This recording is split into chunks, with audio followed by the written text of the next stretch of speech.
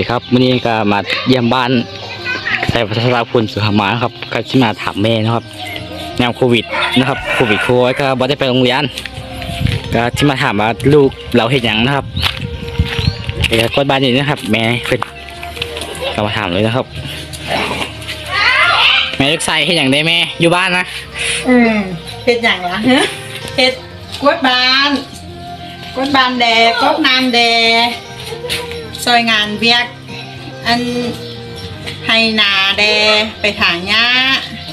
ไปซอยยายถอนหญ้าดำนาช่วงดำนาเมื่อกี้แล้วก็อยู่บ้านก็ซอยซักผ้าเล็กๆน้อยๆไปจ้ะ